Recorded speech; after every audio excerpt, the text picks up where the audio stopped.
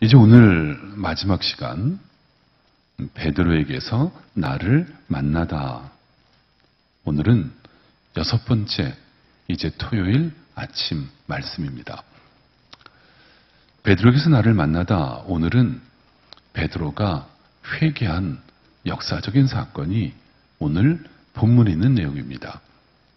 그래서 오늘 함께 나눌 아침 말씀의 주제는 회개입니다. 어제 함께 여러분과 말씀을 생각했던 것처럼 베드로가 참 수치스러운 거예요. 부끄러운 거예요. 창피한 거예요. 왜냐하면 이름이 반석이라고 예수님이 져주셨잖아요. 게바, 베드로.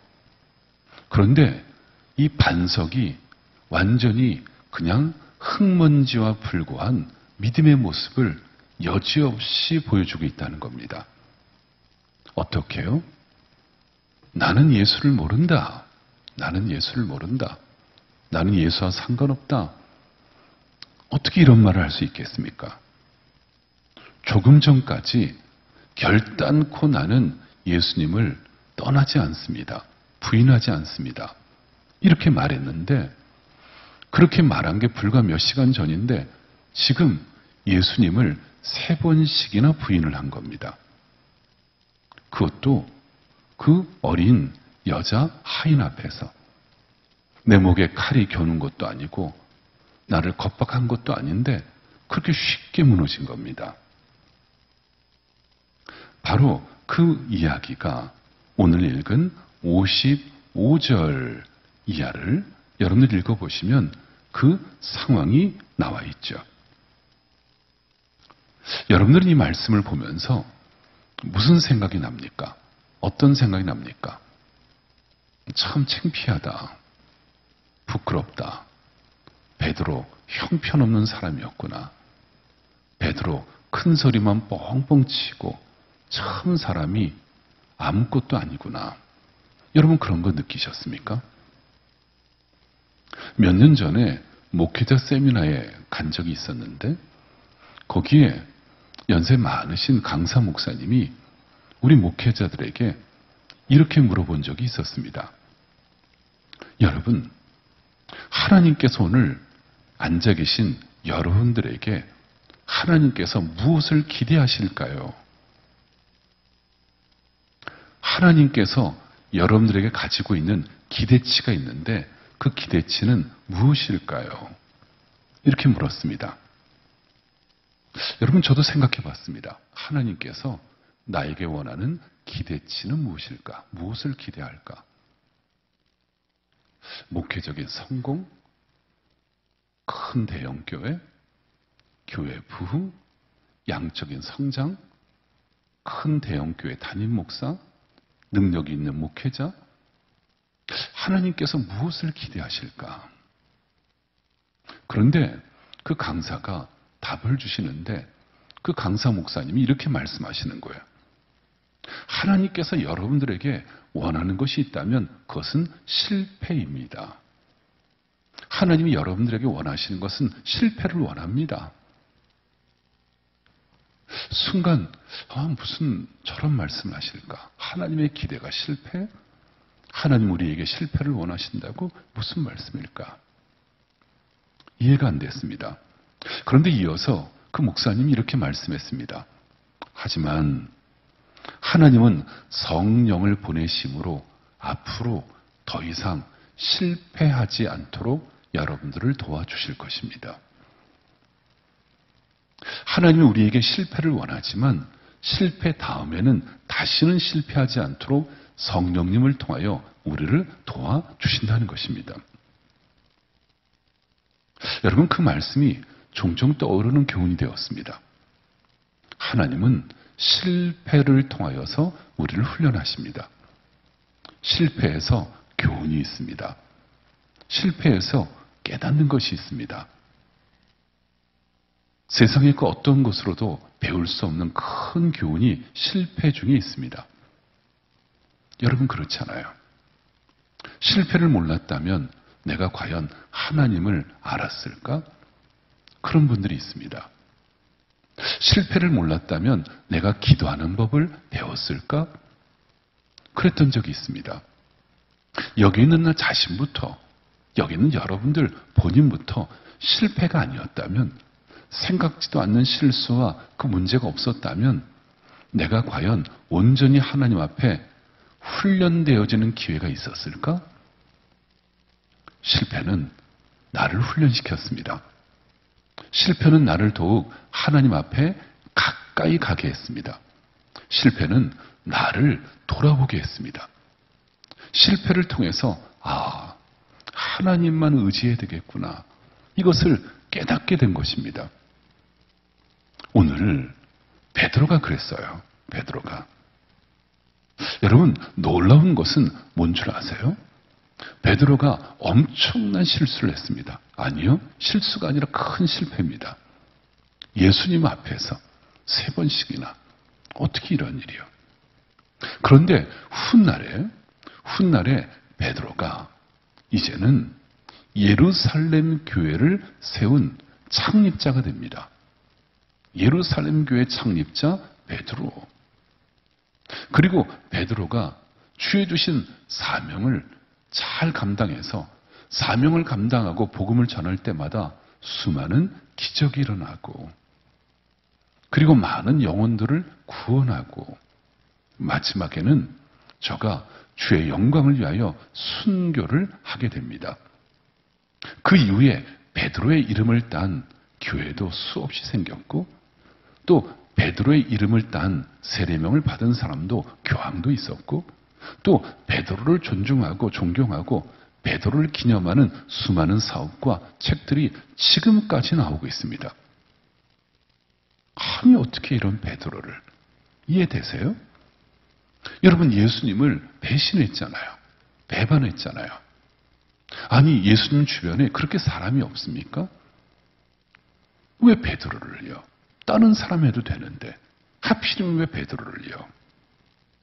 여러분, 예수님 편에서 생각해봐도 이해가 안 되잖아요. 베드로를 굳이 그렇게 대우해 줄 필요가 없잖아요.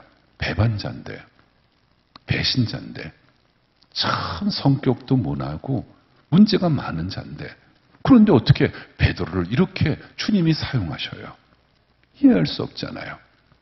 또 베드로 본인이 생각해도 참 뻔뻔한 겁니다. 부끄러운 겁니다. 철저히 실패한 나를 어떻게 사도로 제기할 수 있는 기회를 내가 얻을 수 있었을까 하는 것입니다. 불가사입니다. 납득이 안 됩니다. 그런데 여러분, 우리가 그 이유를 오늘 말씀에서 찾을 수가 있습니다. 62절 말씀에 그 이유가 나옵니다. 62절 말씀이에요. 보세요. 뭐라고요? 밖에 나가서 심히 통곡하니라. 아멘. 바로 이겁니다. 이게 그 이유입니다. 심히 통곡하니라. 심히 통곡하니라. 눈물을 흘렸습니다. 눈물을 흘리고 회개했습니다. 바로 이게 답입니다. 눈물과 기도였습니다. 눈물과 회개였습니다. 여러분, 오늘 우리에게도, 우리 가정에도, 내 주변에 있는 내 가족들, 내가 알고 있는 친구들, 이웃들에게도 바로 필요한 게 이겁니다. 어떠한 죄인도 상관없습니다.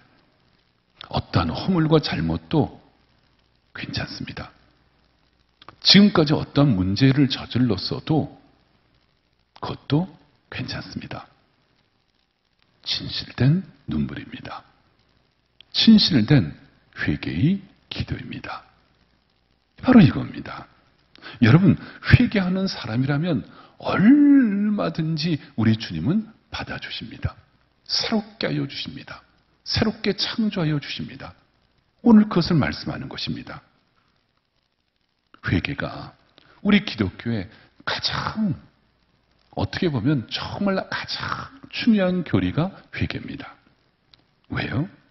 신앙은 회개로부터 이루어지고 또 회개로부터 그 사람이 성화되어져 가는 겁니다. 매일매일 회개함으로. 회개는 단 이례적인 게 아니에요. 평생에 나눈 회개를 한 번 했다. 말도 안 되는 얘기예요.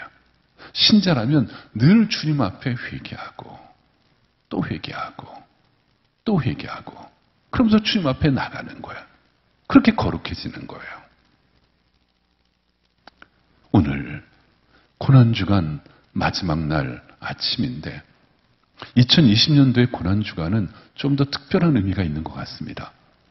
정말 이 어둠 속에서 불안함과 공포와 내일을 알 수 없는 이 두려움 속에서 맞이하는 고난주간, 이 고난주간이 다시 시작할 수 있는, 베드로가 그의 인생에서 다시 출발하는 기회를 맞았던 것처럼 다시 내 삶의 출발이 이루어지는 축복의 자리가 될 수 있기를 소원합니다. 그러면 여러분 어떻게 가능하다고요? 오늘 이 아침에 마지막 고난주간 부활절 전날에 우리가 그렇게 준비하기 위해서 필요한 것은 무엇이라고요? 회개해야 합니다. 여기 있는 저부터, 여기 있는 우리 모두가 회개해야 합니다. 이 땅, 이 민족, 온 땅의 이 슬픔과 고통 속에 있는 모든 것을 나 자신부터 짊어지고 회개를 해야 됩니다. 나부터 회개해야 됩니다. 나부터 돌아서야 합니다. 그래야 주님께서 베드로를 위대하게 사용하셨던 것처럼 주님의 긍휼하심을 내가, 여러분들이 오늘 그 기도 중에 입을 수 있는 것입니다. 나를 긍휼히 여겨 주시는 것입니다. 그러면 오늘 말씀에서 우리가 얻는 몇 가지 은혜는, 첫 번째는 회개란 무엇일까요? 회개란 어떤 것을 말할까요? 어떤 의미일까요? 오늘 조금 전에 읽었던 말씀에서 베드로가 통곡했다 그랬어요. 근데 여러분, 여기에서 여러분들이 아셔야 될 건 통곡했다는 말이 단순히 눈물을 흘렸다, 아니요. 뉘우쳤다, 반성했다, 마음 아파했다, 슬퍼했다, 아니요. 여기서 말하는 통곡은 단순한 그런 의미가 아닙니다. 미안해하고 송구스럽고 창피해서 눈물 흘리고 마음 상하고 속상하고 슬퍼서 눈물 흘리고, 그게 아니에요. 여기에서 통곡했다는 말은 베드로가 새로운 변화를 가졌다는 거예요. 전 인격적인 저의 언어, 삶, 태도, 생각하는 것, 말하는 것, 이 모든 것들에 새로운 변화가 있었다. 그게 회개예요. 그게 회개. 그 회개는 단순히 눈물을 흘린 게 회개가 아니라 그의 삶 속에서 새로운 변화를 갖는 게 바로 회개라는 것입니다. 회개. 이 회개라는 말이 성경 곳곳에 나오는데 구약에서는 이것을 슈브 이렇게 말합니다. 히브리어로 슈브 이렇게 말하고, 그리고 신약에서는 메타노이아 이렇게 말합니다. 그런데 이 슈브라는 단어와 메타노이아라는 단어에 공통점이 있습니다. 그것은 뭐냐면 둘 다 방향을 바꾸다, 그런 뜻입니다. 둘 다 똑같은 뜻이 방향을 바꾸다. 턴, 이렇게 말하잖아요. 턴하다. 방향을 바꾸는 거야, 방향을. 내가 지금껏 이렇게 생각했고, 이렇게 말했고, 이렇게 판단했고, 이렇게 행동했는데, 이제 오늘 아침에 내가 눈물을 흘리며 하나님 앞에 통곡하며 방향을 바꾸는 거예요, 방향을. 턴하시는 거예요. 돌아서는 거예요. 그게 회개예요. 죄악의 길에서, 하나님이 기뻐하지 않는 길에서, 주님이 원하지 않는 곳에서 돌아서는 거예요. 돌아서는 거예요. 성령님께서 내 마음속에 깨닫게 해주시는, 주님이 슬퍼하시고 성령님이 근심하는 것이 있다면 돌아서셔야 돼요. 돌아서셔야 돼요. 그게 회개예요. 돌아서야 돼요. 예를 들어 여러분, 누가복음 15장 말씀에 보면 누가복음 15장에 유명한 비유가 나오죠. 거기에 어떤 비유가 나올까요? 여러분들이 아시는 유명한 비유. 돌아온 탕자. 집을 나갔던 아들이 이제 아버지의 집을 찾아오는 이야기. 그 이야기가 누가복음 15장에 나옵니다. 잃어버린 아들을 찾는 이야기가. 그런데 15장 17절을 보면 집을 나갔던 탕자가 회개했습니다. 집을 나갔던 탕자가 회개해서 이제 아버지의 집을 찾는데 15장 17절 상반절에 이렇게 시작해요. 이에 스스로 돌이켜 이르되, 이겁니다. 이에 스스로 돌이켜 이르되, 집을 나갔습니다. 나가서 나 상관하지 마세요. 내 판단대로 내 생각대로 살 테니까는 아버지 더 이상 저한테 참견하지 마세요. 그런데 회개했어요. 어떻게 해요? 이에 스스로 돌이켜. 또 20절도 봅니다. 15장 20절은 이렇게 나와요. 회개가 15장 20절에 이에 일어나서 아버지께로 돌아가니라. 20절이요. 이에 일어나서 아버지께로 돌아가니라. 아버지께로 돌아가니라. 이겁니다. 탕자 괜찮습니다. 아버지의 마음에 못을 박은 것, 그것도 다 용납하십니다. 집안에 있는 가산을 다 까먹은 것, 그래도 아버지는 그것에 대해서 말씀하지 않습니다. 어떻게 하면요? 일어나 돌아오기만 하면 됩니다. 돌이키면 됩니다. 그게 회개입니다. 스펄전 목사님은 이런 말씀을 했습니다. 마른 눈을 가지고는 천국에 들어갈 수 없다. 마른 눈을 가지고는 천국에 들어갈 수 없습니다. 무슨 말입니까? 천국에는 회개하고 돌아서는 사람만이 들어갈 수 있습니다.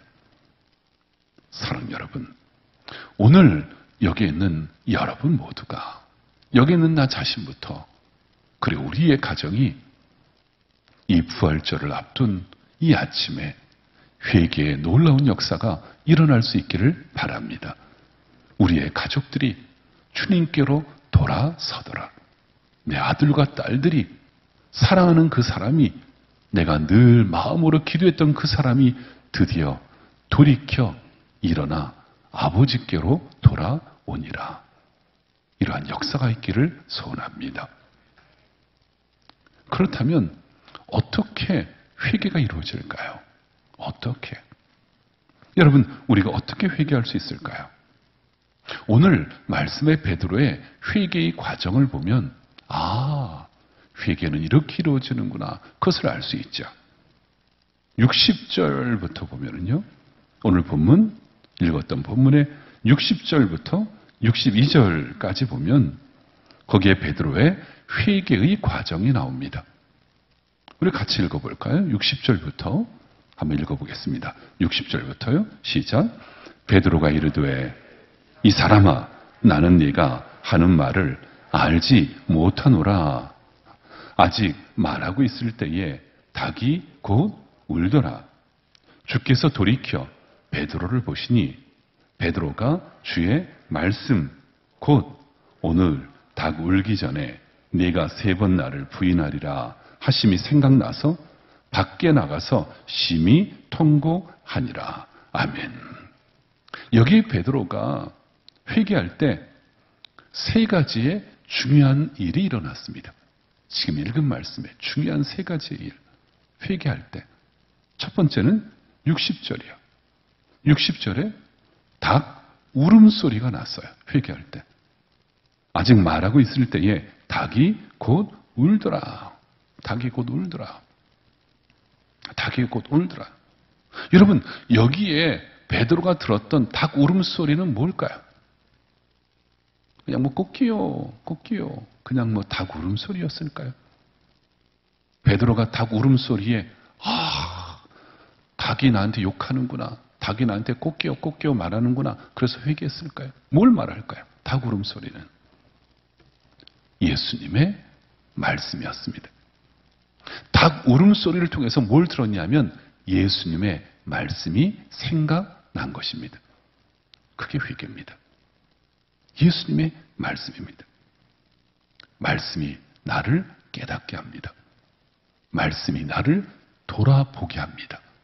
말씀이 나를 새롭게 합니다. 말씀이 나를 결단케 합니다. 여러분, 우리의 가정과 자녀 가운데 여러분 삶 속에 말씀의 역사가 있기를 축복합니다. 여러분, 하나님의 말씀의 역사가 있을 때 우리는 깨닫습니다. 돌아섭니다. 그리고 힘을 얻습니다. 능력을 받습니다. 새로워집니다. 말씀이 역사해야 됩니다. 말씀을 들어야 합니다. 하나님 말씀이 있어야 합니다. 두 번째는 베드로가 회개할 때 61절에 참 이 장면이 참 한번 상상해 보세요. 여러분들 머릿속으로 지금 이 장면을 한번 머릿속으로 상상해 보세요.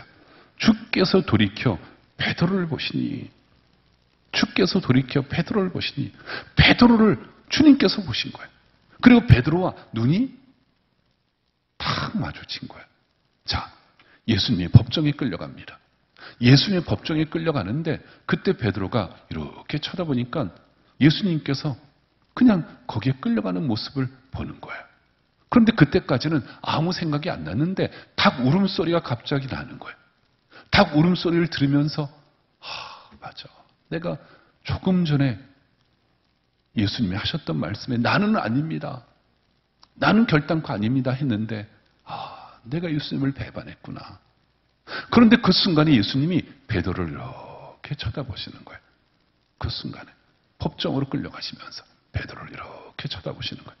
베드로를 쳐다보시는 뒤돌아보는 순간 베드로의 눈빛하고 마주쳤습니다.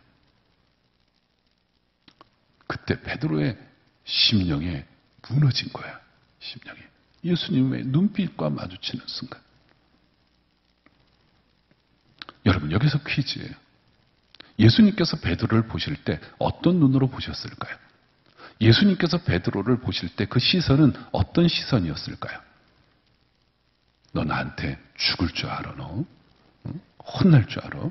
이 배신자, 배반자. 원망의 눈빛이었을까요? 분노의 눈빛이었을까요? 저주와 책망의 눈빛이었을까요? 아니요. 여러분, 우리가 이것을 꼭 잊으면 안 됩니다. 주님은 나를 책망하면서 보시지 않습니다. 나를 저주하면서 주님은 그렇게 보시지 않습니다. 나를 사랑의 눈으로 보십니다. 불쌍히 여기는 눈으로 보십니다. 긍휼히 여기는 눈으로 나를 보시는 겁니다. 그 증거가 어디서 확인됐냐면 그 앞에 22장 31절, 32절 말씀 보세요. 31절, 32절. 지금 이 순간은 베드로가 예수님을 떠나고 배반할 걸 다 아시는 상태예요. 다 알고 계신 상태예요. 자, 31절, 32절 예수님이 뭐라고 말씀하시는지 읽겠습니다. 시몬아, 시몬아, 보라. 사탄이 너희를 밀 까부르듯 하려고 요구하였으나 그러나 내가 너를 위하여 내 믿음이 떨어지지 않기를 기도하였노니 너는 돌이킨 후에 내 형제를 굳게 하라. 아멘. 주님은 말씀하십니다. 나는 너를 결코 잊은 적이 없다. 잊은 적이 없다. 사탄이 너를 밀 까부르듯 할 텐데 제발 네가 깨어서 기도해라. 깨어서 기도해라. 그리고 넘어지지 않도록 조심해라. 나는 네가 배반하고 떠나도 나는 너를 기다리고 있을 거다. 나는 너를 사랑한다. 그게 주님의 마음이었습니다. 주님은 지금 베드로를 보는 순간에도 그 눈으로 보신 것입니다. 사랑하는 여러분, 오늘 이 아침에 주님이 나를 그렇게 보고 계심을 믿으시기를 바랍니다. 주님은 나를 책망하고 원망하고 경멸하고 심판하는 눈으로 그렇게 보지 않아요. 주님은 나를 불쌍히 여기십니다. 긍휼히 여기시며 사랑하며 모든 것들을 용납하시는 눈으로 보십니다. 그 눈빛, 주님의 시선이 항상 나와 우리에게 향하고 있음을 믿으시기를 바랍니다. 주님이 보셨어요. 그리고 세 번째는 61절, 62절 말씀에 보면 베드로가 회개할 때 어떤 일이 일어났을까요? 오늘 닭 울기 전에 61절, 오늘 닭 울기 전에 네가 3번 나를 부인하리라 하심이 생각나서 62절 밖에 나가서 심히 통곡하니라. 아멘. 닭 울음소리를 들었습니다. 주님의 말씀이 생각났습니다. 주님의 시선과 부딪혔습니다. 그때 마음이 찢어지게 아팠습니다. 그리고 나가서 심히 통곡했습니다. 성령님이 그 마음을 만져주셨습니다. 성령님이 찾아오셨습니다. 성령님께서 그 마음을 녹여해 주셨습니다. 그것을 들은 거예요. 단순히 울기만 하고 통곡하고 그게 아니라 성령님의 그 음성에 민감하여 반응하며 저가 돌아섰습니다. 변화되었습니다. 주님을 찾았습니다. 그래서 전설에 의하면 그 이후에 베드로가 어디서 닭소리만 들리면, 닭 울음소리만 들리면 그 자리에 엎드려서 펑펑 울었대요. 닭 울음소리만 들리면. 그래서 유럽의 교회들 가보면 교회들 가운데 위에 닭이 이렇게 있는, 닭 모양이 있는, 닭 모양으로 만든 교회들, 그런 교회들이 있잖아요. 나도 넘어질 때가 있습니다. 실패할 때가 있습니다. 여러분도 쓰러질 때가 있습니다. 실수할 때가 있습니다. 우리가 주님 앞에 큰 죄를 저지르고 하나님 앞에 허물로 살 때가 우리가 참 많습니다. 그래도 주님은 나를 사랑하십니다. 주님은 나를 돌아오기를 원하십니다. 회개하여 다시 돌이키기를 주님은 기다리고 계십니다. 중요한 건 성령님이 내 마음에 찾아오실 때 그것을 민감하게 반응하셔야 됩니다. 성령님께서 내 마음을 만져주시고 내 마음을 노크할 때 성령님의 그 말씀에 거절하면 안 됩니다. 성령님의 음성에 귀를 기울이며 살아야 합니다. 그래야 기회가 있습니다. 그래야 다시 출발할 수 있습니다. 그래야 다시 시작할 수 있습니다. 저는 예수님께 사랑받은 제일 첫 번째 1위 하면 베드로라고 생각합니다. 베드로가 예수님께 사랑을 제일 많이 받은 사람이죠. 그런데 구약에 나오는 수많은 인물 가운데 하나님께 사랑받은 사람 1위 하면 저는 다윗을 뽑고 싶습니다. 예수님께 사랑받은 사람 1위는 베드로고 구약에 하나님께 사랑받은 사람 1위는 다윗입니다. 그런데 베드로와 다윗의 공통점이 있습니다. 베드로와 다윗의 공통점이 뭘까요? 둘 다 넘어졌습니다. 둘 다 실패했습니다. 둘 다 큰 잘못을 저질렀습니다. 다윗은 부정한 일을 했습니다. 간음을 했습니다. 사람을 죽였습니다. 아주 악하고 교활한 왕이었습니다. 베드로는 배신자였습니다. 그런데 둘의 또 하나의 공통점은 그렇지만 주님이 말씀하실 때, 하나님이 말씀하실 때 바로 그 자리에 엎드렸다는 것입니다. 변명하지 않았습니다. 핑계대지 않았습니다. 다른 누구를 원망하지 않았습니다. 나 자신이 바로 엎드렸습니다. 주님을 찾았습니다. 주님께 기도했습니다. 다윗은 나단 선지자가 당신이 다른 사람을 죽이고 다른 사람의 것을 빼앗은 악한 자요, 그렇게 말할 때 저가 그 자리에 엎드려서 눈물을 흘리며 기도했습니다. 선지자 나단의 지적에 바로 무릎을 꿇고 회개했습니다. 그래서 그가 쓴 시가, 회개의 시가 시편 51편 아니에요? 다윗이 시편 51편에 회개의 시를 쓰면서 51편 17절에 이렇게 말합니다. 51편 17절에 하나님께서 구하시는 제사는 상한 심령이라. 하나님이여 상하고 통회하는 마음을 주께서 멸시하지 아니하시리라. 주님이 원하시는 마음은 어떤 마음이라고요? 상하고 통회하는 심령이라. 상하고 통회하는 심령으로 회개하는 자를 주님은 결코 멸시하지 아니하시리로다. 여러분, 이런 말이 있습니다. 사람이 죄를 지어서 망하는 게 아니라 회개하지 않아서 망하는 것이다.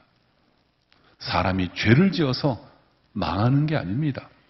죄가 있어서 하나님 앞에 심판을 당하는 게 아닙니다. 회개하지 않아서 망하는 겁니다. 회개하지 않으니까 심판을 받는 겁니다. 회개하면 살 수 있습니다. 회개하면 길이 열립니다. 회개하면 다시 출발할 수 있습니다. 회개하면 모든 것 가운데 다 새로운 역사가 그 순간 다시 이루어질 수 있습니다. 중요한 것은 뭐라고요? 깨닫고 돌아서는 것입니다. 그럴 때 주님은 우리를 축복하여 주실 것입니다. 주님은 우리를 새롭게 하여 주실 것입니다. 어떤 축복이요? 세 가지의 축복을 주십니다. 첫째는 구원의 축복을 주십니다. 구원의 축복을. 주님은 모든 죄인을 대신해서 십자가에 달려 돌아가셨습니다. 의인을 위해서 돌아가신 것이 아니라 주여 내가 잘못했어요. 주님 제가 부끄럽습니다. 이런 사람을 위해서 주님은 십자가에 달려 돌아가셨고 그 모든 사람을 죄에서 구원하기 위하여 십자가의 그 놀라운 승리를 이루신 것입니다. 회개하면 첫째는 구원을 받을 수 있습니다. 이게 축복입니다. 두 번째는 능력 있는 신앙을 살 수 있습니다. 능력을 받습니다. 회개하는 자는 세상의 한가운데서 어떤 상황에서도 어떤 환경에서도 마귀가 참수하고 사단이 공격해도 능히 승리하며 살 수 있습니다. 그게 회개의 능력입니다. 그리고 세 번째는 거룩한 인격으로 성화가 되는 것입니다. 어떻게 사람이 거룩해질까요? 이렇게 허물이 많은데 회개하고 또 회개하고 회개함으로 거룩해지는 거예요. 지금은 여러분 거울이 있지만 오래전에는 거울이 없었습니다. 거울이. 그래서 거울이 없어서 내 얼굴에 뭐가 묻었는지 알 수도 없었고 거울 대신 청동으로 만든 거다 보니까 구리로 만든 거다 보니까 얼굴이 희미하게 보이는 거예요. 그러니까 사람들이 자기를 볼 수가 없죠. 그런데 거울이 생긴 이후로 이제는 내 얼굴에 모든 작은 티까지도 보이는 거예요. 나를 가꾸어지는 거예요. 회개하면 주의 성령이 내 마음에 찾아오셔서 성령이 생각나는 것 하나하나 주님께 쏟아놓고 돌아설 수만 있다면 나를 거룩한 아름다운 주의 자녀로 만들어 주시는 것입니다. 이게 주의 주시는 세 번째 축복인 것입니다. 사랑하는 여러분, 오늘 고난주간 특별 새벽기도회 베드로를 통해서 나를 만나다. 오늘 말씀을 마칩니다. 저는 시몬이었습니다. 시몬을 주님께서 너를 게바라 하리라. 게바, 반석, 베드로로 삼아주셨습니다. 하지만 저는 이름은 받았지만 온전치 않았습니다. 주님을 잘 몰랐습니다. 갈릴리 바다에서 주님께서 깊은 곳으로 그물을 던지라 하는 순간에 제가 드디어 알았습니다. 주여 나를 떠나소서. 나를 떠나소서. 그 이후에 제가 주님을 따라 3년 동안 제자로 살았지만은 그래도 실수도 많았고 실패도 있었고 어려움도 있었고 부족함이 많았습니다. 수제자라고 했던 베드로도 그런 실수가 있었습니다. 가장 결정적인 잘못은 나는 예수를 몰라. 예수님을 배신까지 했습니다. 그럼에도 주님은 베드로를 기다리셨습니다. 저를 마지막까지 긍휼하게 여겨주셨습니다. 저를 사랑하셨습니다. 그리고 결국은 저를 위대하게 주님의 사도로 사용하여 주셨습니다. 그것이 어디에서 이루어졌다고요? 회개하며 살아야 합니다. 주님 앞에 성령이 주시는 마음을 따라, 주의 주시는 마음을 따라 내가 돌아서야 합니다. 우리의 가정이, 우리 교회가, 이 나라, 이 민족이 대한민국의 주님 앞에 회개해야 됩니다. 돌아서야 합니다. 그럴 때 게바를 위대하게 사용하셔서 게바답게, 베드로답게, 반석답게 사용하여 주셨던 것처럼 저는 이 땅, 이 민족을, 우리 교회를 그렇게 사용하여 주실 줄로 믿습니다. 그리고 오늘 이 고난주간 마지막 날 기도회를 드리는 여러분들에게도 그러한 역사가 일어날 줄로 믿습니다. 베드로를 통하여 나를 보고 베드로를 통하여 주의 영광의 자리에 함께 나갈 수 있는 우리의 모든 성도가 다 될 수 있기를 주의 이름으로 축원합니다. 기도합니다. 아버지 하나님, 고난주간의 십자가를 바라봅니다. 그러나 십자가가 슬픔이 아니라 승리의 기쁨인 줄로 믿습니다. 부활의 기쁨인 줄로 믿습니다. 시몬이 베드로로 반석으로 쓰임 받았던 것처럼 주여, 우리 교회가, 이 민족이 주님 앞에 쓰임받게 하여 주시옵소서. 우리의 가정과 사업이, 우리의 자녀가, 내 삶이 주님 앞에 사용되게 하여 주시옵소서. 예수님의 이름으로 기도하옵나이다. 아멘.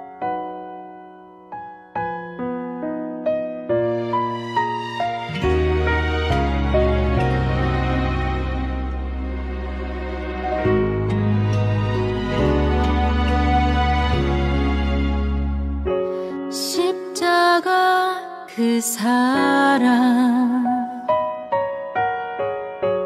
멀리 떠나서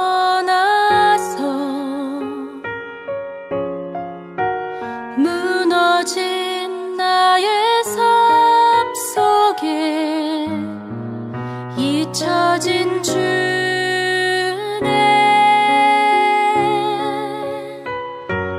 돌 같은 내 마음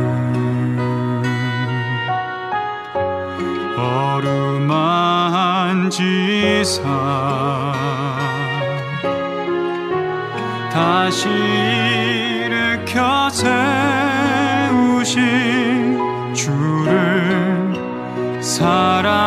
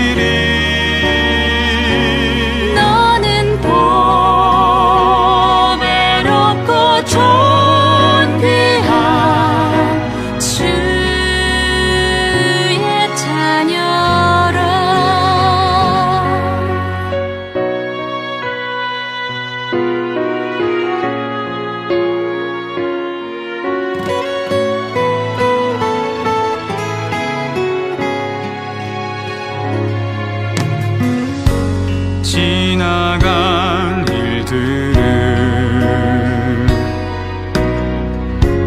기억하지